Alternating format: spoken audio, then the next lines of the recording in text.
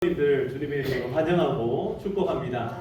우리 옆에 있는 분들과 한번 인사하시겠습니다. 잘 오셨습니다.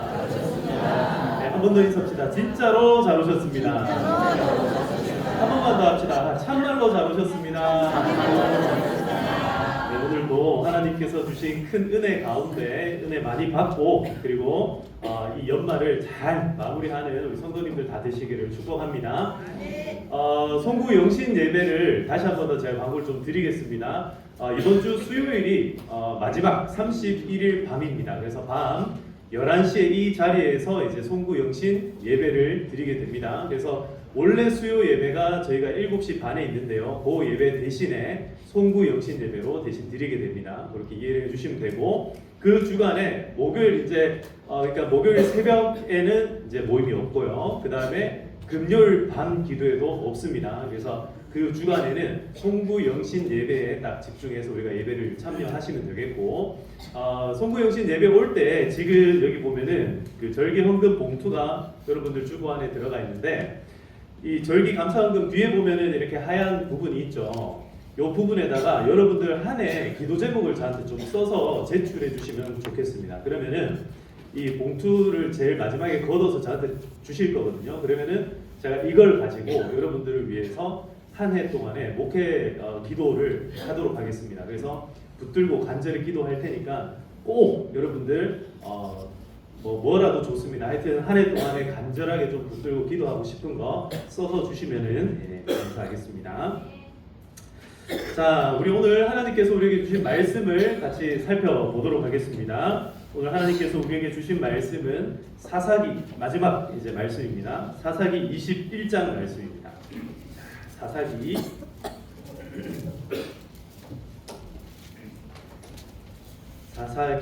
21장. 사사기 21장은 1절에서 25절까지 있는데요. 오늘은 우리가 24절까지만 보도록 하겠습니다.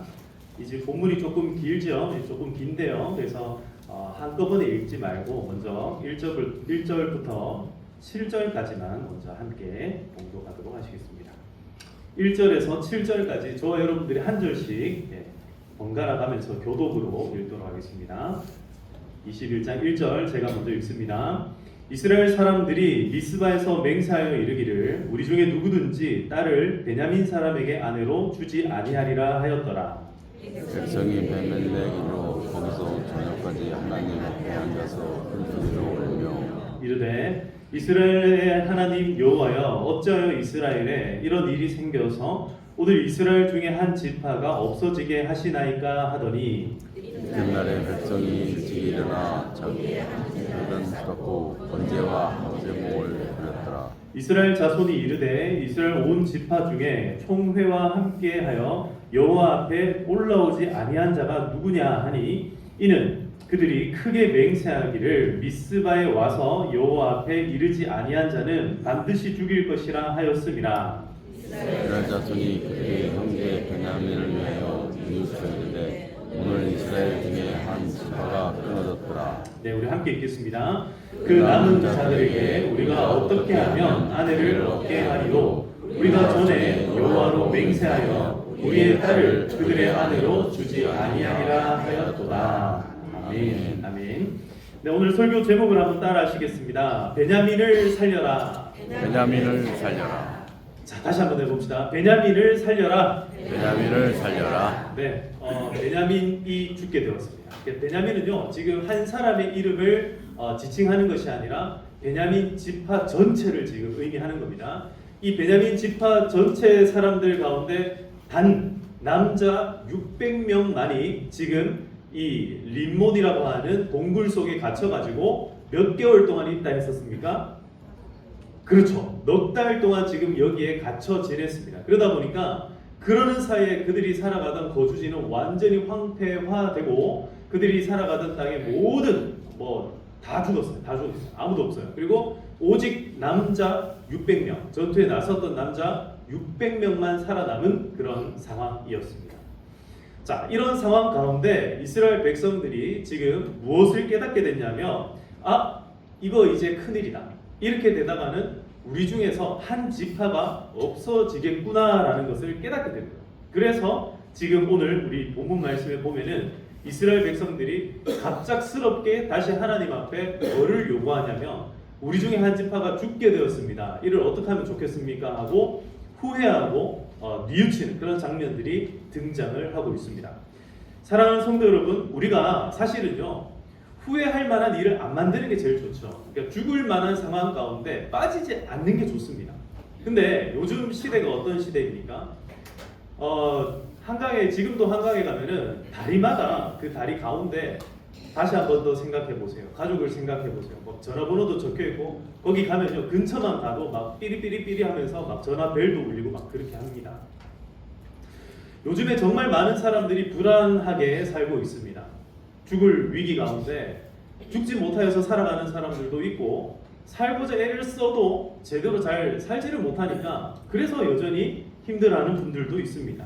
이 시대는요 정말 어떤 도움의 손길이 필요한 시기인 것 같습니다. 그래서 우리가 이 본문에도 베냐민을 살리기 위하여서 나머지 지금 12지파 모든 지파들이 함께 모여가지고 하나님 앞에 간절히 구하였던 것처럼 우리도 우리 안에 어떤 베냐민이 있을 수도 있고요. 또 내 옆에 어떤 누군가가 베냐민이 될 수도 있습니다. 지금도 나의 손길을 도움의 손길을 요구하고 있는 그 손길이 있다면 오늘 살려낼 수 있는 저와 여러분 되시기를 주님의 이름으로 축복합니다. 자, 누군가를 살리기 위해서는요 이 세 가지를 기억을 해야 됩니다. 세 가지가 무엇인가? 자, 첫 번째입니다. 한번 따라합시다. 진심으로 뉘우쳐야 합니다. 진심으로 뉘우쳐야 합니다. 다시 한 번 더요. 진심으로 뉘우쳐야 합니다. 진심으로 뉘우쳐야 합니다. 누군가를 살려내기 위하여서는요 진심으로 뉘우쳐야 됩니다. 뉘우친다는 것은요 지나간 일을 뭐 하는 거예요? 후회하는 겁니다. 후회. 자, 그래서 이 후회라는 것은요 원래 늦는 겁니다. 후회는요 그때 뭔가를 하면서 바로 후회하는 사람들도 있지만 그러나 언제나 후회라는 것은 저지르고 난 다음에 후회가 밀려오는 겁니다. 그러나 이 후회야말로 빠를수록 좋고 아무리 늦어도 해야 하는 것이 이 후회라는 일인데요. 이 후회를 통하여서 이스라엘 백성들은 지금 하나님께서 이들 가운데 어떤 일을 행하시고 있고 하나님께서 이들에게 무엇을 원하시는지를 스스로가 다시 깨닫게 된다라는 말씀입니다. 자, 오늘 읽었던 본문 6절 말씀을 같이 한번 읽어보겠습니다. 6절입니다. 시작. 이스라엘 자손이 그들의 형제 베냐민을 위하여 뉘우쳐 이르되 오늘 이스라엘 중에 한 지파가 끊어졌다. 오늘 스토리를 다시 잠깐 말씀드리면 지난주에 이어서 이 레위 한 사람이 레위 지파에 있는 한 사람이요 자기가 가정을 잘못 다스려 가지고 자기 첩이 결국 죽게 되었고 그로 말미암아 이스라엘 백성들 40만 명이 몰려와 가지고는 결국에는 어떻게 됐어요? 이스라엘 백성 몰려왔던 40만 대군 중에서 4만 명이 죽었고 그 다음에 베냐민 지파 2만 6천 명 가운데 2만 5천 명이 죽어버렸어요. 그래서 400명은 어디로 갔는지 실종이 됐고 600명만이 지금 남아있는 상황입니다. 그런 상황 가운데서 지금 이스라엘 백성들이 한 지파가 완전히 사라지게 된 것에 대해서 지금 오늘 6절 우리가 읽었던 것처럼 뉘우친다라고 표현을 하고 있습니다. 자, 제가 재밌는 조사 결과를 하나 갖고 왔는데요. 한 10년 전쯤에 나왔던 조사 결과인데 한번 들어보시면 좋겠습니다. 내 인생에서 후회되는 일 하면서 어떤 TV 프로그램에서 이 조사를 했어요. 어떤 남자 10대부터 70대까지, 여자 10대부터 70대까지. 여러분 대충 여러분 나이를 가늠해서 맞는지 한번 보십시오. 10대 1위 공부 좀 할 걸, 2위 엄마한테 대들지 말 걸, 3위 친구랑 다투지 말 걸, 게임 끊을 걸, 5위 욕을 배우지 말 걸. 요게 남자 10대들입니다. 그 다음에 남자 20대 1등 공부 좀 할 걸, 2위 엄마 말 좀 들을 걸, 3위 그 여자 잡을 걸, 그 다음 4위 돈 좀 아껴 쓸 걸, 5위 사고 치지 말 걸. 20대들 사고 치지 마시기를 바랍니다. 네, 진짜 이제 30대 남자입니다. 아니, 되게 웃긴 게 10대부터 50대까지 1등이 전부 다 공부 좀 할 걸입니다. 1등 공부 좀 할 걸, 2등 돈 모아 집 사 둘 걸, 그 다음 3위 그 회사 그냥 다닐 걸. 4위 그 여자 잡을 걸. 5위 아랫사람에게 잘해줄 걸. 네, 그 다음에 40대 1위 공부 좀 할 걸. 2위 술 어지간히 먹을 걸. 3위 땅 좀 사둘 걸. 4위 그 여자 잡을 걸. 이 보니까 남자들이 40대까지는 정신을 못 차려요. 그 여자 잡을 걸이 계속 나와요. 근데 그 다음부터 안 나옵니다. 그 다음에 5위 아내한테 못할 짓 한 것. 이제 비로소 이제 아내에게 잘해줄 걸이라는 말이 이제 이때부터 나옵니다. 그리고 50대 남자 1위 공부 좀 할 걸. 겁 없이 돈 날린 것. 아내한테 못할 짓 한 것. 4위 인생 대충 산 것. 5위 부모님께 효도할 것. 자, 그 다음 60대 남자입니다. 드디어 이제 1위가 바뀌어요. 1위가 돈 좀 모을 걸. 2위 술 줄이고 건강 챙길 걸. 3위 아내한테 못할 짓 한 것. 예, 남자들 저기 아내한테 좀 못할 짓 좀 하지 맙시다. 자꾸 나오네요. 그 다음 4위 배우고 싶었는데 못 배운 거. 그 다음 5위 노는 것 좀 배워둘 걸. 예. 60대가 되니까 이제 은퇴를 하시잖아요. 그러니까 놀 줄을 모르는 거예요. 그래서 이런 분들이 있다 합니다. 70대 1위가 드디어 이걸로 바뀌었습니다. 1위 아내 눈에 눈물 나게 한 것 후회한다. 네. 2위 노후자금 모아둘 걸. 3위 배우고 싶었는데 못 배운 거. 4위 애들 공부 좀 더 시킬 걸. 5위 술 줄이고 건강 챙길 걸. 네, 이게 남자들의 후회 목록이었고요. 그 다음 여자들 목록도 한번 제가 읽어드리겠습니다. 여자분들도 10대부터 40대까지 1위가 전부 다 공부 좀 할 거리였어요. 하여튼 공부 열심히 하시기 바랍니다. 할 때 하세요. 뒤늦게 하지 마시고. 자, 10대부터 제가 읽어드릴게요. 1. 공부 좀 할 걸. 2위 엄마한테 거짓말한 거. 3위 친구랑 싸우지 말 걸. 4위 학교 잘못 고른 거. 5위 좋은 친구 사귈 걸. 자, 그 다음 20대 여자 공부 좀 할 걸. 엄마 말 좀 잘 들을 걸. 3위 친구랑 싸우지 말 걸. 4위 더 화끈하게 놀 걸. 네. 그다음 5위 사표 낸 것. 네. 20대 여자들이 사표를 많이 내나 봅니다. 30대 1위 공부 좀 할 걸. 2위 이 남자랑 결혼한 것. 네. 네, 그렇습니다. 3위 전공 선택 잘못한 거. 4위 결혼 후 직장 그만둔 것. 5위 부모님께 잘할 걸. 이제 여기 나오기 시작합니다. 그다음 40대 여자분들 공부 좀 할 걸. 2위 애들 교육 신경 더 쓸 걸. 3위 내 인생 즐겨볼 걸. 4위 결혼 잘못한 것. 예, 이 남자랑 결혼한 게 아니라 결혼 잘못한 거 이렇게 이제 얘기가 나옵니다. 그 다음에 5위 부모님께 잘할 걸. 50대 1위 애들 교육 더 신경 쓸 걸. 이제 50대 되면서 애들 교육에 굉장히 여자분들이 신경을 많이 쓰는 것 같습니다. 2위 결혼 잘못한 것. 2위로 올라섰습니다. 그다음 3위 공부 좀 할 걸. 4위 남편 바가지 긁은 것.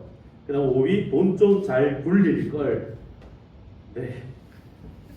50대 여자분들 돈 굴릴 생각을 많이 하시나 봅니다. 그다음 60대로 가니까요 이렇게 합니다. 애들한테 더 잘할 걸. 2위 배우고 싶었는데 못 배운 거. 돈 좀 모아놓을 걸. 4위가 이 집안에 시집 온 거.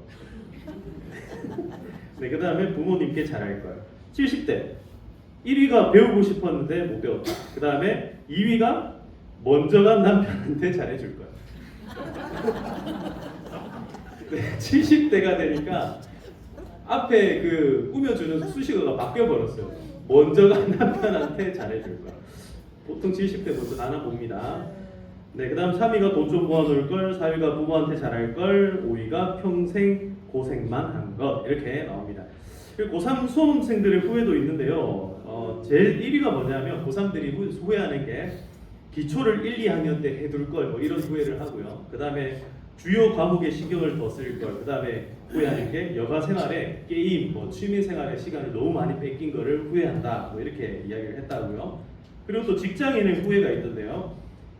두 가지만 말씀드리면 제일 후회하는 것 첫 번째가 뒷담화한 것을 후회한다는 거예요. 그러니까 직장 생활하면서 말한 것 가운데 제일 후회되는 게 남의 뒷담화하고 이렇게 다닌 거, 그걸 후회한다. 그 다음 두 번째가 괜히 퇴사해야 한다고 말했다 하는 거, 그걸 후회한다 이렇게 얘기를 한다고 하네요. 사랑하는 성도 여러분, 참 후회라는 게요. 미국의 그 이제 조사된 연구 결과를 보면 지금 뭐 국회 도서관이라든지 이런 데 가면 후회하지 말아야 된다라는 종류의 책들이 약 50여 권이 있어요. 근데 후회해야 된다라는 책의 종류는 거의 별로 없답니다. 근데 그 가운데서 이 후회라는 것에 관하여서 굉장히 긍정적으로 좀 연구하고 리서치를 한 조사 결과가 있어요. 그 조사 결과를 이 다니엘 핑크라고 하는 분이 이 후회의 재발견이라고 하는 책을 쓰면서 이 후회에 관하여서 다시 이야기를 언급하기 시작하는데 이런 이야기를 하는 겁니다. 이 후회라고 하는 감정을 느끼는 것은요, 그저 사람이 가지고 있는 어떤 감정적인 부분이 아니라 이 뇌 신경과 관련이 되어 있다는 거예요. 그래서 과학자들이 실질적으로 조사를 해봤더니 이 뇌 신경 가운데서 특별히 신경 퇴행성 질환인 헌팅턴 병을 앓는 사람들이 이 후회라는 감정들을 못 느끼게 된다, 덜 느끼게 된다라고 이 조사 결과가 이야기를 하고 있다 이렇게 얘기를 합니다. 그래서 후회라고 하는 감정들 여러분 느끼고 있죠. 연말이 되면 여러분 뭐가 제일 후회되십니까? 자, 옆에 분들 봅시다. 다시 한 번 더 이렇게 얘기합시다. 있을 때 잘합시다. 후회하지 말고. 네. 있을 때 다 서로 잘 해주시기를 바랍니다. 그러니까 후회 안 하는 게 좋죠. 제가 서두에 말씀드린 것처럼 후회 안 하는 게 좋습니다. 후회할 만한 상황으로 나를 집어넣지 않는 게 제일 좋습니다. 그러나 인생은요, 인간은요 늘 후회하기 마련입니다. 왜 그러냐면 하나님 그렇게 만들어 놓으셨어요. 후회할 수 있도록. 이 후회라는 감정들을 불러 일으켜야만 그 다음에 이어지는 감정이 뭐냐면 사람에게, 그러니까 처음에 아까 전에 제가 조사 결과를 쭉 읊어드린 이유도 그런 거예요. 어릴수록 그리고 젊을수록 어떤 후회를 많이 하냐면 나 스스로의 행동에 관한 후회보다는요 어떤 환경에 대한 후회를 많이 하는 거예요. 아, 이렇게 좀 할 걸, 저렇게 좀 할 걸, 이런 후회들을 많이 하다가 뒤로 갈수록 어떤 후회를 하냐면 이 사람한테 좀 더 잘해줄 걸, 이런 관계적인 후회들을 한다라는 거예요. 이스라엘 백성들이 실컷 자기들이 레위 지파, 베냐민 지파를 자기들이 25,000명을 죽였어요. 자기들이 죽인 거예요. 남이 죽인 게 아니라 자기들이 죽인 거예요. 그래놓고는 지금 후회하는 거예요. 자기가 못 살게 굴어놓고는 자기가 후회하고 있다. 이 후회는요, 바람직한 후회입니다. 잘못한 것은 후회할 줄 알아야 됩니다. 그래야 무엇을 합니까? 그래야 회개를 하기 때문에 그렇습니다. 근데 이 후회를요, 우리의 마음 가운데 감정적으로만 후회하는 것은 큰 의미가 없습니다. 자, 이스라엘 백성들이 어떤 식으로 후회를 하고 있는지 한번 보시겠습니다. 4절 말씀을 같이 한번 읽어보겠습니다. 4절 말씀 시작. 이튿날에 백성이 일찍 일어나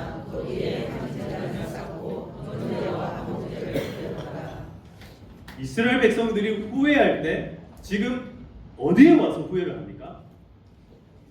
예배에 와서 후회를 하고 있다. 후회가 그저 우리의 어떤 인지적인 영역을 마음속에 있는 것을 넘어서서 진짜 제대로 된 후회를 하고 회개에 이르는 그런 영역들로 나아가기 위해서는요, 예배 자리 가운데 나와야 돼요. 다른 말로 누구 앞에서 진짜 후회를 해야 된다는 거예요? 하나님 앞에서 뉘우쳐야 된다는 겁니다. 사랑하는 성도 여러분, 오늘 여러분 하나님 앞에 대면하시기를 축복합니다. 하나님 앞에 나오신 우리 성도님들, 마음 가운데 다른 누군가에게 잘못한 일이 생각날 때 그 사람 앞에 나가는 거, 그거는요 먼저 하나님 앞에 나와서 그러고 난 뒤에 하나님 앞에 회개해야지 다시 나아갈 수 있는 길들이 열리는 거예요. 여러분 하나님 앞에 진심으로 뉘우치고 오늘 회개하시기를 주님의 이름으로 축복합니다. 그래서 반대로 뭐가 중요하냐면요, 우리의 삶에 있어가지고 이렇게 주일날 예배 자리로 나온 것이 너무너무 중요하다는 거예요. 예배 자리로 나와서 우리가 무엇을 해야 되는가? 항상 우리가 우리 스스로를 돌아보면서 이번 한 주간 내가 잘못한 게 뭐가 있을까? 올 한 해를 지내면서 나는 어떤 후회를 하면서 지내왔는가? 내가 후회할 만한 행동을 어떤 것들을 했는가? 이걸 누구 앞에 뉘우쳐야 된다고요? 하나님 앞에서 뉘우쳐야 돼요. 그 사람 앞에 뉘우치고 다른 사람 앞에 뉘우치는 건 그 다음 문제입니다. 먼저 우리의 죄를 하나님 앞에 고백하고 먼저 우리 죄의 문제를 하나님 앞에서 해결하는 것이 첫 번째. 그래야 두 번째로 거기에서부터 비로소 무엇이 다시 일어날 수 있냐면 회복이 일어날 수 있다라는. 근데 회복되는 과정을 한번 보십시오. 예배라는 것은요, 이전부터 제사라고 하는 것은 늘 희생이 필요했습니다. 그래서 오늘 우리가 방금 읽었던 이 4절 말씀에도 한 제단을 쌓고 뭐와 뭐를 드립니까? 번제와 화목제를 드리고 있죠. 이 번제와 화목제라는 것이 뭐냐면 짐승을 완전히 불살라 없애는 거예요. 이 완전히 불살라 없애는 이게 번제거든요. 이 누군가의 희생으로 말미암아 죄가 해결되고 이 짐승의 희생으로 말미암아 죄 지은 사람들의 이 죄가 해결되는 것처럼 이제 오늘 이 본문 말씀 가운데 하나님 앞에 회개하고 우리가 잘못한 것을 뉘우치고 나니까 그제서야 보이기 시작하는 게 있어요. 뭐가 보이기 시작하냐면 바로 이런 겁니다. 자, 5절 말씀을 같이 보겠습니다. 5절 시작. 이스라엘 자손이 이르되 이스라엘 온 지파 중에 총회와 함께하여 여호와 앞에 올라오지 아니한 자가 누구냐 하니 이는 그들이 크게 맹세하기를 미스바에 와서 여호와 앞에 이르지 아니하는 자는 반드시 죽일 것이라 하였습니다. 자, 여러분 잘 보세요. 지금 이스라엘 백성들이 이 전무후무한 끔찍한 사건 앞에서 40만 명이 모여일 때 안 모인 사람들이 있었다. 그리고 그 사람들이 자기 자신이 한 이 끔찍한 일들을 놓고 후회하고 뉘우칠 때에 여전히 그 자리에 없는 사람들이 있었어요. 회개의 자리에 없는 이 사람들이 누구냐면 바로 오늘 여기에서 나오는 야베스 길앗 주민이라고 하는 사람이에요. 야베스 길앗 사람. 이 사람들이 없었어요. 회개해야 될 그 장소에 회개하지 않는 사람들은요 어떻게 되냐면 희생 제물이 된다라는 거예요. 이게 참 무서운 일이에요. 그러니까 이게 무슨 말이냐면 베냐민 지파를 살려내기 위해서 결국 누구를 또 희생시키고 있어요? 다른 누군가를 희생시키고 있어요. 근데 이 다른 누구를 우리가 처음에는 무고하다라고 생각할지도 몰라요. 그런데 자세히 한번 살펴보면 이 사람들은 회개의 자리에 지금 나왔어요? 안 나왔어요? 안 나왔어요. 나는 상관없다라는 거예요. 나는 아무 상관없어. 자기 소견에 옳은 대로 행했던 사람들이 역시 야베스 길앗 사람들이었다라는 거예요. 그러니까 희생의 대상이 누가 되고 있습니까? 이 사람들이 희생의 대상들이 되고 있다는 거예요. 자, 여러분, 자 이제 우리 8절에서 12절까지의 말씀을 다시 한번 더 읽어가 보도록 하겠습니다. 8절 말씀 시작. 또 이르되 이스라엘 지파 중 미스바에 올라와서 여호와께 이르지 아니한 자가 누구냐 하고 본즉 야베스 길앗에서는 한 사람도 진영에 이르러 총회에 참여하지 아니하였으니 백성을 계수할 때에 야베스 길앗 주민이 하나도 거기 없음을 보았음이라. 회중이 큰 용사 12,000명을 그리로 보내며 그들에게 명령하여 이르기를 가서 야베스 길앗 주민과 부녀와 어린아이를 칼날로 치라. 너희가 행한 일을 모든 남자 및 남자와 잔 여자를 진멸하여 바칠 것이니라 하였더라. 그들이 야베스 길앗 주민 중에서 젊은 처녀 400명을 얻었으니 이는 아직 남자와 동침한 일이 없어 남자를 알지 못하는 자라. 그들을 실로 진영으로 데려오니 이곳은 가나안 땅이더라. 아멘. 여러분, 사사기 이 마지막 장면들이요 참 끔찍합니다. 계속해서 어떤 희생들이, 그러니까 어떤 문제를 하나 해결하려고 하면은 다른데 문제가 일어나고 또 이걸 해결하려고 하니까 또 다른데 문제가 생겨나는 이런 악순환의 계속 연속입니다. 근데 이런 장면 가운데서도요 우리가 중요한 어떤 긍정적으로 우리가 살펴야 될 일이 있다면 그것은 결국에는 베냐민 지파를 살려내기 위해서 이스라엘 백성들이 진심으로 뭐 했다고요? 뉘우쳤다라는 거예요. 진심으로 뉘우치고 있어요. 자기가 잘못한 것을 진심으로 하나님 앞에 뉘우쳤습니다. 그래서 15절 말씀도 다시 한번 읽어보겠습니다. 15절 시작. 백성이 베냐민을 위하여서 뉘우쳤으니 이는 여호와께서 이스라엘 지파 중에 한 지파가 빠지게 하셨음이었더라. 아멘. 뉘우쳤어요. 한 영혼을 살리기 위해서, 아니 한 지파를 살리기 위해서 이스라엘 지파 전체가, 이스라엘 12지파가 지금 전부 다 뉘우치는 장면을 보여줍니다. 자, 두 번째로 누군가를 살리기 위하여서는요, 이 후회를 넘어서서 좀 더 적극적인 어떤 행동들을 해야 되는데, 그게 뭐냐면 한번 따라하겠습니다. 평화를 외쳐야 합니다.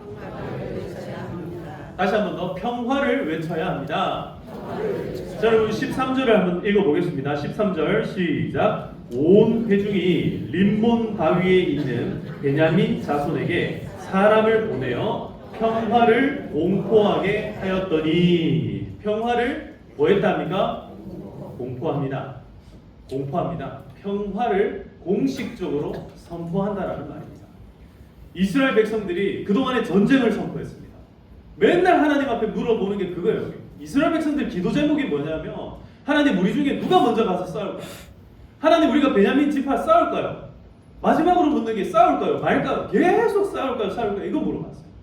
그런데 오늘 이 이스라엘 지파가 드디어 하나님 앞에 회개하고 뉘우치고 난 다음에 드디어 자기의 동족 이 베냐민 지파를 향하여서 뭐를 외칩니까?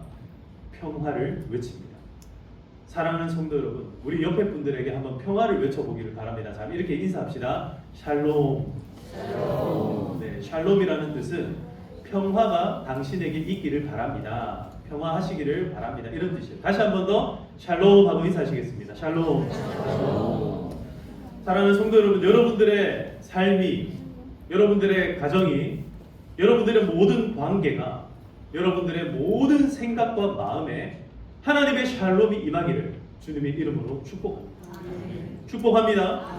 여러분 스스로도 날마다 아침마다 스스로에게 샬롬을 좀 선포하시기를 축복합니다. 이렇게 외치세요. 기도할 때 아침에 딱 일어나서 하나님 오늘도 평화입니다. 평화. 나에게 평화를 허락하여 주시옵소서. 모든 나를 만나는 사람들 마음에 뭐가 있도록이요? 평화가 있기를 소망합니다. 그리고 우리 교회 이름이 뭐예요? 정말 교회 이름 잘 지었어요. 여러분 평화하시기를 축복합니다. 평화를 선포하셔야 돼요. 평화는요 선포해야 될 거예요. 지금도 전쟁이 곳곳에서 우리나라뿐만 아니라 온 열방 가운데 지금 전쟁이 막 일어났어요. 단순히 포탄 떨어지고 총 쏘는 그게 전쟁이 아니라 서로를 미워하고 서로를 죽이려고 지금 막 혈안이 되어 있어요. 서로를 끌어내리려고 난립니다. 여기에는 평화가 없습니다. 평화가 없어요. 서로 잘못된 것만 찾습니다. 뭐가 실수했는지만 찾고 있어요. 사랑하는 성도 여러분, 우리 가정에 평화가 임하시기를 축복합니다. 그 평화를 위해서 우리는요 더 후회해야 됩니다. 이게 재밌는 표현인데요, 후회에서 더 깊은 후회로 나아가야 됩니다. 그냥 단순한 후회에서 아유 이거 하지 말걸 이런 단순한 후회에서 더 깊은 후회로 나아가야 됩니다. 이게 무슨 말이냐면 이런 거예요. 아주 적극적으로 후회를 하는 거예요. 그냥 단순히 생각만 말만 아유 할걸 하는 사람들이 있는가 하면요, 그 후회를요 이제 내 행동으로 실천하는 사람들이 있어요. 아유 올해 좀 다이어트 좀 할걸 말만 하는 분들이 있고, 진짜 진심으로 후회하면서 밥도 좀 적게 먹고, 그리고 채소도 야채도 많이 먹고, 신선한 식품들도 많이 먹고, 운동도 많이 하고, 이렇게 적극적으로 행동하는 사람들이 있다는 거예요. 여러분 그런 적극적인 더 깊은 후회로 나아가시기를 축복합니다. 이 후회를 위하여서 지금 이스라엘 백성들이 선택하는 방법이 뭐냐면, 아까 첫 번째 후회에서는 뭐였습니까? 예배였죠. 두 번째 이 더 깊은 후회, 더 후회하기 위해서 나아가는 방식이 있는데요, 이 평화를 선포하기 위해 나아가는 방식이 뭐냐면 바로 이 절기라는 거예요. 절기. 지금 우리 교회도 절기를 계속 보내고 있습니다. 원래 교회 절기가, 여러분 이번에 그 절기 헌금 봉투 보시면은 우리 교회가 지키는 절기들이 이렇게 적혀 있어요. 신년, 이게 송구 영신 예배, 이 신년이 있고요. 그다음 부활주일, 맥주주일, 그다음 추수 감사, 그다음 성탄, 요렇게 적혀 있는 요 절기가 지금 교회가 지키고 있는 절기들이고요. 이때 당시에 이스라엘 백성들이 지켜야 했던 절기는요 크게 세 가지 절기가 있어요. 근데 그 가운데서도 특별히 여기에는 어떤 절기가 나오냐면, 자 여러분 오늘 우리가 19절 말씀을 같이 한번 보겠습니다. 자 19절 말씀 같이 읽어보겠습니다. 시작. 또 이르되 보라 베델 북쪽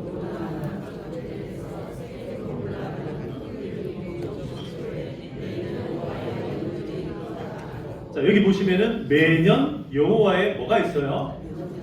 명절이 있어요. 이스라엘 백성들로 매주 지키는 안식일이 있었고요. 안식일이 있었고요. 그리고 매년 지켜야 되는 여호와의 절기가 있었어요. 크게는 세 가지인데요. 이 세 가지 절기들을 위해서 이스라엘 백성들은 모든 생업을 딱 중단하고 이 절기 때는 전부 다 어디에 모여요? 처음에는 이 실로라는 곳으로 모였습니다. 왜 여기 모이냐면 지금 여기 실로에 뭐가 있냐면 여호와의 성막이 여기 있었어요. 그러니까 성전이 지어지기 전에, 성전이 나중에는 예루살렘에 지어지는데 이 예루살렘에 성전이 지어지기 전에는 이 실로라는 곳에 성막이 여기에 거주하고 있었어요. 그래서 여기에 모여가지고 여호와의 절기를 지켰다라는 겁니다. 예, 이번에 아까 전에 우리 광고 때 보시니까 막 이렇게 성탄절 맞이하면서 뭐 했어요? 발표를 했잖아요. 이제 발표를 하는데 어떤 성도님 한 분이 오셔가지고 막 그런 얘기를 하는 거예요. 아유, 이제 성탄절에 와가지고 저랑 반갑게 인사를 하고 막 그렇게 하면서 저한테 이렇게 제가 매 이렇게 성탄절 같은 때만 가끔씩만 나와서 너무 죄송합니다. 저한테 그렇게 얘기를 하는 거예요. 그 마음이 얼마나 귀한지 모르겠습니다. 근데 제가 뭐라 그랬냐면 그때라도 오는 게 너무 잘하는 거예요. 여러분 절기에라도 나오는 게 잘하는 거인 줄 여러분 믿으시기를 축복합니다. 왜 그러냐면 여호와의 절기를 지킨다라는 것은요, 내 인생의 가장 중요한 고비마다, 가장 중요한 시기마다 누구를 생각하는 겁니까? 하나님을 생각하는 거예요. 그래서 내일 모레 되면 우리가 송구 영신 예배를 드리는데 1월 1일을 딱 맞이하는 그 순간에 하나님 앞에 여러분 다 나오시기를 축복합니다. 다 나오셔가지고 하나님 앞에 우리의 마음을 묵은 것들을 다 내어놓고 새로운 마음가짐으로 2026년을 다 새롭게 출발하시길 축복합니다. 그래서 11시에 예배를 드리는데 저희가 30분 전부터 조용히 음악을 틀어놓을 거예요. 그래서 미리 오세요. 미리 오셔가지고 30분 전부터 미리 음악을 틀어놓을 테니까 그때부터는 조용히 묵상하시면서 뭘 하셔야 돼요? 후회를 하셔야 돼요. 후회를 하셔야 돼요. 2025년을 하나님 내가 이렇게 후회합니다. 잘못한 것들이 이렇게 많았네요. 후회합니다. 여러분 후회하세요. 괜찮아요. 후회하는 겁니다. 왜 후회합니까? 더 나은 인생을 위해서 후회하는 거예요. 하나님과 더 가까워지기 위해서 후회하는 겁니다. 그래야 우리의 삶에 뭐가 옵니까? 평화가 찾아오기 때문에 후회하는 거예요. 후회를 우리는 교회에서는 그거를 회개라고 표현을 합니다. 우리의 잘못을 하나님 앞에 고백하고 우리의 잘못을 다시 반복하지 않도록 하나님께서 지켜달라고 그렇게 생각을 하는 거예요. 그런 잠잠한 시간들을 좀 가질 테니까 30분 동안 계속 하셔도 좋고요. 조금 늦게 오실 분들도 잠깐이라도 와서 그렇게 꼭 10분 전에 오셔가지고 그렇게 좀 그런 기도할 수 있는 시간들을 가졌으면 좋겠습니다. 그렇게 하시고 11시 딱 시작하면 그때부터는 바로 그날은 예배 바로 시작하도록 그렇게 하겠습니다. 자, 그러면 이 절기를 보내고 난 다음에 이제 이스라엘 백성들이 무엇을 하는가? 용납을 합니다. 용납을 하는 거예요. 용납이라는 게 뭐냐면 단순히 봐주는 거, 용서해주는 거 그게 아니에요. 용납은요 다시 내 품으로 안는 것을 이야기합니다. 베냐민 지파가 지금 싸웠어요. 자기들이랑 싸웠어요. 무슨 말이냐면 내 가족을 죽였다는 거예요.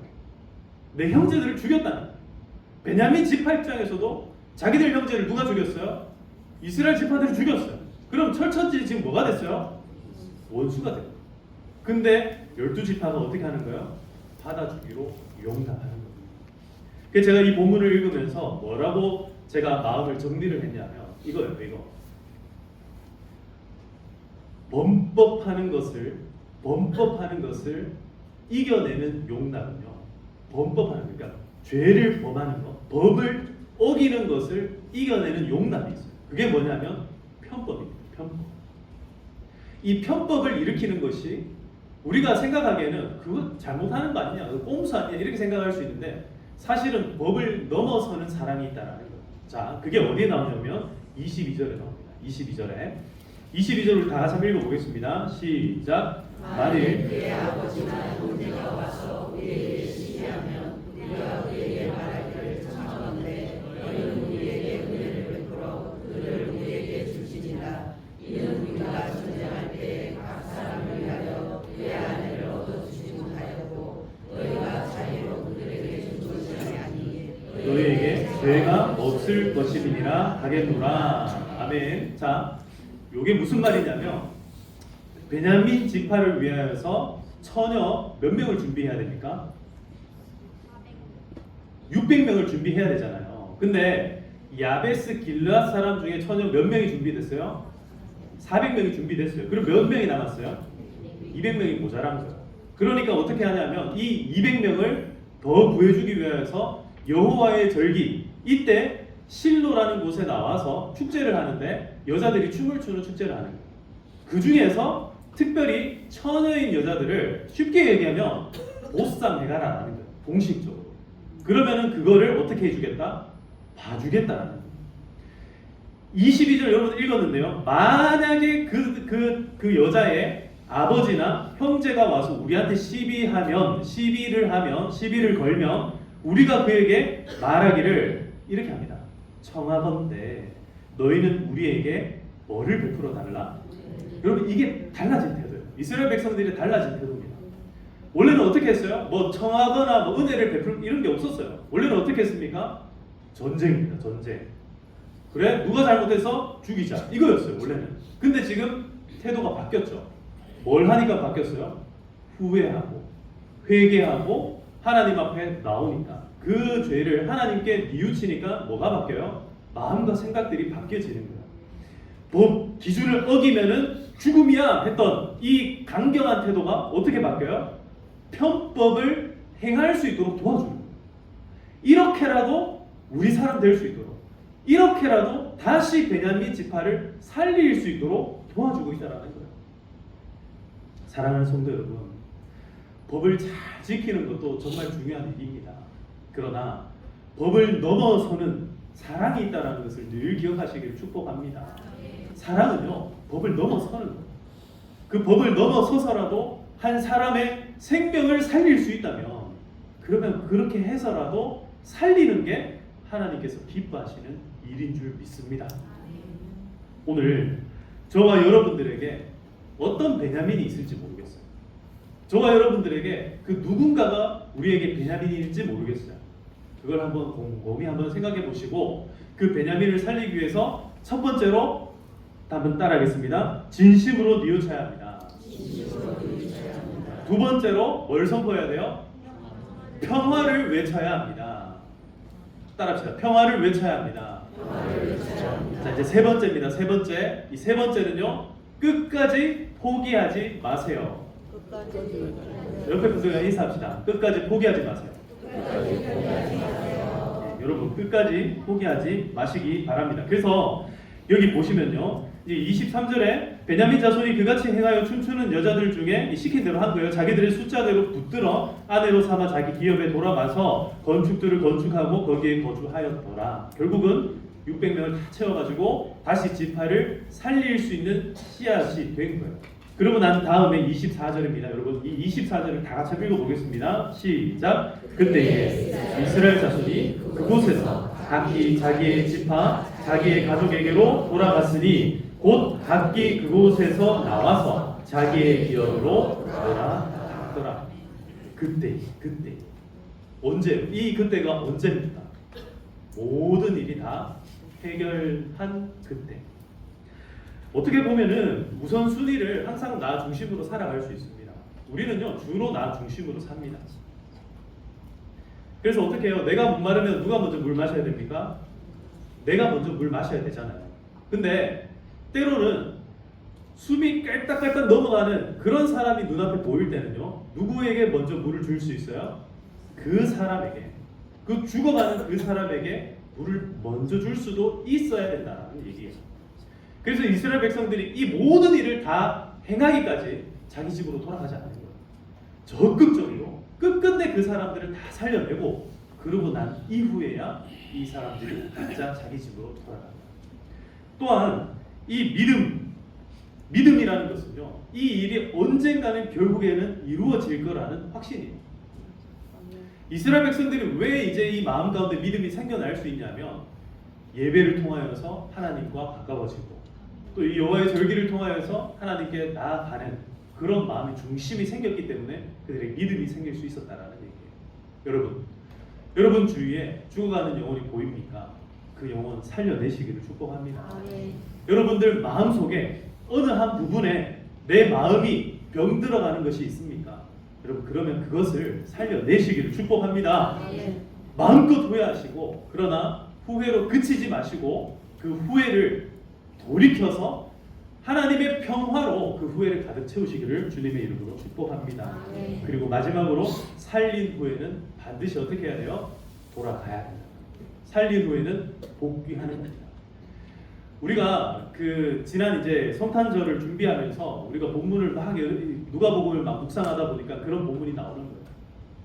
천사들도 예수님의 오심을 보면서 어떻게 합니까?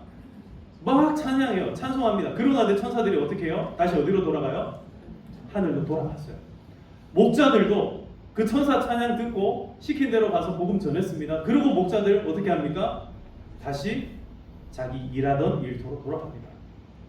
이게 참 중요합니다. 어떤 누군가가 살아났습니까? 그러면 이제 어디로 돌아가야 됩니까? 다시 내 삶의 현장으로 돌아가야 된다. 그래서 교회는요 늘 중요한 게 모이는 것도 중요하지만 오늘 여기에서 예배 드리고 마음 가운데 은혜 받고 내 삶을 바꿔야 되겠다라는 마음이 들었습니까? 그 감동과 감격을 가지고 어떻게 해야 돼요? 다시 여러분 가정으로 일터로 여러분들의 삶의 현장으로 어떻게 해야 돼요? 돌아가는 것이 중요하다. 여러분들의 삶에서 끊임없이 뉘우치고 또 평화를 외치는 여러분 되시길 축복합니다. 끝까지 포기하지 말고 끝까지 하나님께서 함께 하신다 믿음 가지고 살아가시는 저와 여러분 다 되시기를 주님의 이름으로 축복합니다. 우리 함께 찬양하겠습니다. 은혜라는 찬양인데요, 우리가 한 해 동안에 하나님께서 주신 은혜를 생각하시면서 우리 다 같이 함께 찬양 드리도록 하겠습니다. 내가 누려왔던 모든 것들이.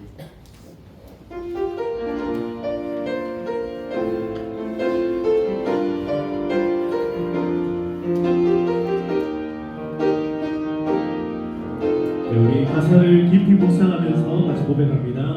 내가 누려왔던 모든 것들이 내가 지내왔던 모든 시간이 내가 걸어왔던 모든 순간이 당연한 것 아니라 은혜였소. 아침 해가 뜨고 저녁에 노을 봄의 꽃향기와 가을의 열매 변하는 계절의 모든 순간이 당연한 것 아니라 은혜였소. 모든 것이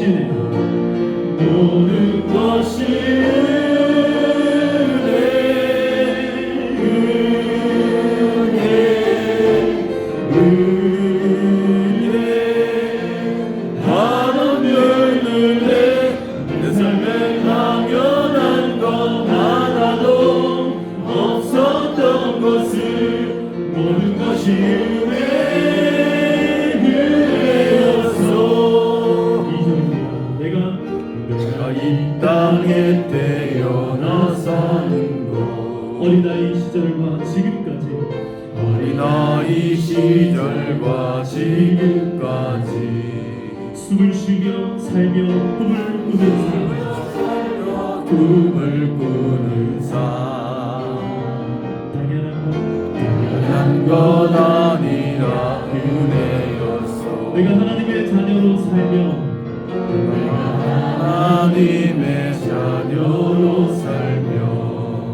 오늘 찬양하고 예배하는 삶 복음을 전할 수 있는 축복이 그 모든 것들이 당연한 것 아니라는 줄 믿습니다. 당연한 것 아니라 은혜. 오늘 스스로 믿음과 함께 고백합니다. 모든 것이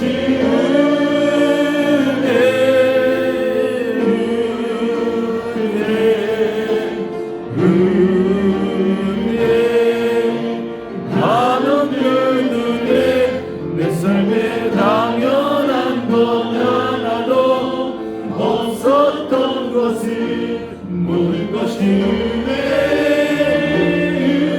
은혜였어. 모든 것이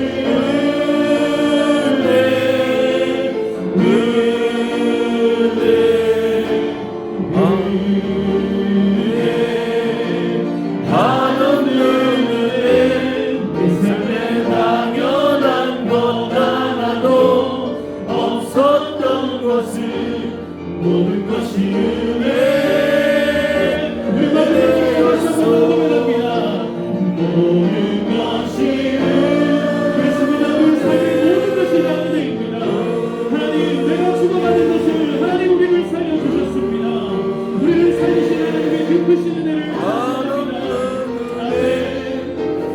당연한 것 하나도 없었던 것을 모든 것이 은혜였소. 아멘. 이 시간 우리 함께 기도할 때에 한번 우리의 마음 가운데 우리가 후회해야 될 일들을 혹시 놓치고 지내오진 않았습니까? 하나님, 오늘 이 시간 정말 인간적인 마음으로 후회되는 것도 있고, 그리고 후회해야 되는데 사실은 뉘우쳐야 되는데 회개해야 되는데 그저 넘어왔던 것들, 그리고 모든 잘못들을 하나님 뉘우칩니다. 우리를 용서하시고 하나님 새로운 인생이 우리에게 시작될 수 있도록 도와주시옵소서. 하나님, 우리에게 어떤 희생이 있어야 되고 어떤 포기가 있어야 되고 어떤 버림이 있어야 된다면, 우리 마음속에 있는 이 우상들을 과감하게 파괴해야 된다면 하나님 내려놓게 하여 주시옵소서. 그래서 우리 삶에 다시금 평화가 충만할 수 있도록, 평화를 외치는 인생이 될 수 있도록 하나님 우리와 함께하여 주시옵소서. 우리도 스스로를 포기하지 않겠습니다. 하나님, 우리를 놓치지 마시고 우리를 붙잡아 주시옵소서. 우리 이 시간에 하늘을 돌아보면서 하나님 앞에 은혜를 구하며 이 시간 주여 함께 외치며 기도하도록 하시겠습니다. 주여, 아버지 하나님 감사합니다. 하나님의 그 크신 은혜와 사랑, 아버지 하나님 우리의 삶에 너무나 많은 사랑과 은혜로 말미암아 우리가 여기까지 왔는데, 아버지 하나님 매 순간순간마다 자꾸만 아버지 하나님 이것이 당연한 것인 줄 우리가 여기고, 하나님 이것이 너무나 당연스럽게 하나님 나 자신을 포장하고 나 자신을 아버지 하나님 그저 그렇게 뻔뻔하게 아버지 그렇게 살아왔던 우리의 삶을 이 시간 용서해 주시옵소서. 주님 앞에서 정말 부족하고 연약하지만 하나님께서 붙잡아 주셔서 오늘도 이 은혜 자리로 우리를 불러주셔서 우리 아버지 하나님 마음껏 후회하고 아버지 하나님 후회하는 채로 살아가는 것이 아니라 아버지 하나님 우리의 삶을 다시 뒤집어서 하나님 앞에 더 나은 삶을 향하여 나아갈 수 있도록 도와주시옵소서. 아버지 하나님 깊은 후회와 깊은 회개가 있게 하시고 하나님을 향하여서 적극적인 평화의 외침이 있도록 아버지 하나님 우리를 붙잡아 주시옵소서. 우리 가정에 그런 은혜가 일어나기를 소망합니다. 그런 평화가 있기를 소망합니다. 우리 직장에 그런 평화가 일어나기를 소망합니다. 아버지 하나님 내 생각과 내 뜻과 다른 모든 삶의 현장 가운데서도 하나님께서 우리와 함께 하시고 하나님께서 우리를 용납하시고 하나님께서 우리를 받아주신 것처럼 아버지 하나님 우리 평화교회도 아버지 하나님 각자가 다른 삶이지만 그러나 그들을 받아주고 그들을 바라보고 그들을 위해 기도해 줄 수 있는 그런 믿음의 공동체가 되게 하여 주시옵소서. 나 자신을 바라봅니다. 내 안에 버려야 될 것들을 버리게 하시고 아버지 하나님 파괴해야 될 것들 아버지 하나님 부셔야 될 것들 다 부셔지게 하여 주시옵소서. 딱딱하게 굳어졌던 마음들을 새롭게 하사 부드럽고 연한 마음들로 고쳐주시고 아버지 하나님 정말 하나님 앞에 감격과 기쁨으로 살아가는 그런 인생들 될 수 있도록 하나님 역사하여 주시옵소서. 은혜로 함께 하시는 주님 아버지 하나님 이 시간 함께 하시기를 소망하며 주의 역사하여 주시옵소서. 사랑과 은혜가 풍성하신 아버지 하나님 감사합니다. 오늘도 하나님께서 크신 은혜 가운데 우리에게 말씀으로 인도하여 주심을 감사합니다. 2025년 이제 남은 시간이 얼마 남지 않았는데 하나님 진심으로 우리의 삶에 후회되는 것들을 살피고 하나님 그것을 후회하는 데 그치는 것이 아니라 하나님 앞에 회개하고 회복하게 하여 주시옵소서. 그래하여서 살려낼 것들은 반드시 살릴 수 있도록 살피고 또 살려내는 그런 시간 될 수 있도록 우리에게 남은 이 시간들이 정말 아름다운 그런 유종의 미를 거둘 수 있는 시간들이 다 되게 하여 주시옵소서. 오늘도 하나님 앞에 하나님 나올 때에 우리의 마음과 뜻과 정성을 모아 나왔습니다. 하나님께서 우리의 모든 예물과 하나님의 나오는 우리의 모든 마음과 뜻과 정성을 다 받아주실 줄 믿습니다. 특별히 하나님 앞에 감사 제목을 가지고 나옵니다. 범사에 감사합니다. 하나님 생일 가운데 함께해 주심을 감사드립니다. 하나님께서 주신 은혜를 감사드립니다. 보호하여 주심을 감사드립니다. 범사에 감사드립니다. 한 해 동안 지켜주시고 그 은혜를 기억하여 주시고 또한 내년에도 하나님을 더 가까이에게 하는 그런 한 해 될 줄 믿음으로 감사드립니다. 응답하시는 하나님, 소원을 이루어 주시는 하나님 감사드립니다. 주님 안에서 형통한 삶을 살게 하여 주시옵소서. 한 해 동안도 함께하여 주심에 감사드립니다. 하나님의 크신 은혜와 사랑으로 우리를 보호하시고 인도하시고 평화를 회복시켜 주심에 감사드립니다. 동행하시며 인도하시며 치료하여 주심을 감사드립니다. 하나님의 그 주님께서 이 마지막 주일 하나님 앞에 나와 예배하며 한 해 동안 하신 하나님께서 함께 하심에 그 은혜를 감사드립니다. 하나님께서 그 마음과 뜻과 모든 마음 가운데 쓰지 못한 것들, 미처 기록하지 못한 것들 또 하나님 앞에 마음으로만 나왔지만 그 마음의 진심과 정성을 하나님 다 받아주시고 그 모든 예물과 헌물이 하나님 앞에 귀하게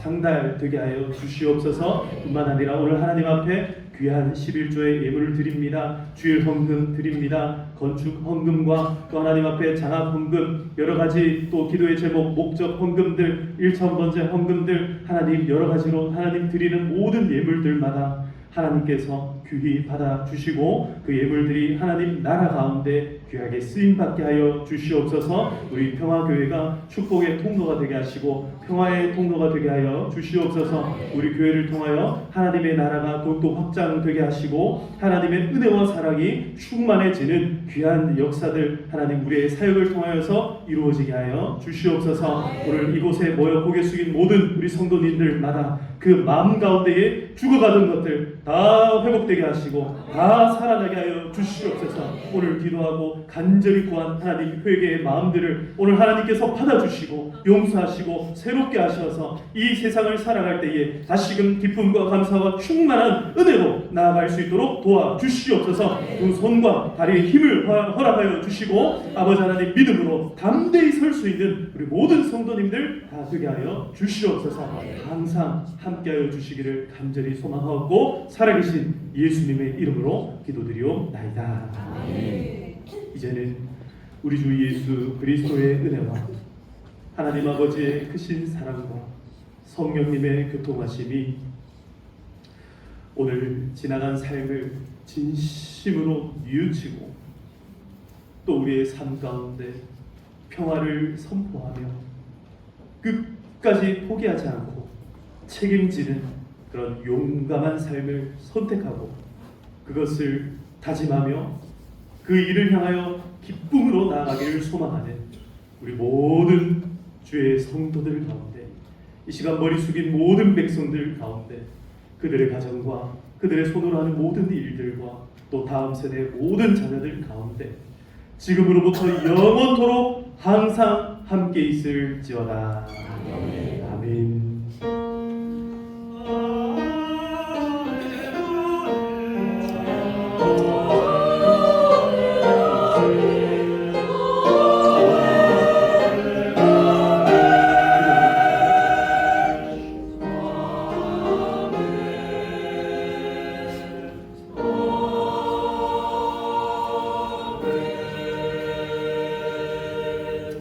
할렐루야. 하나님 앞에 감사와 영광의 목소리를 올려드리겠습니다.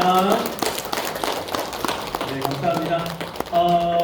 나가시기 전에 제가 광고 한 가지 드리겠습니다. 오늘 나가시면서 떡을 하나 받으실 건데요. 우리 황명남 권사님 아들 어제 결혼하면서 감사하는 마음으로 우리 성도님에게 떡을 드렸습니다. 그래서 하나씩 꼭 받아가시기를 바라고요. 자, 옆에 분들과 인사하시겠습니다. 사랑합니다. 축복합니다. 사랑합니다. 축복합니다. 네, 한 주간도 잘 지내시기를 바랍니다. 자, 우리 옆에 분들과 함께 이렇게 축복성으로 함께 하겠습니다. 하나님은 너를 사랑해.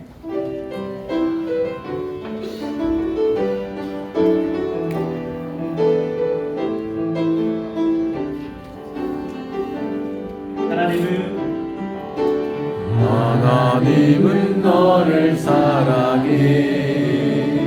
얼마나 너를 사랑하시는지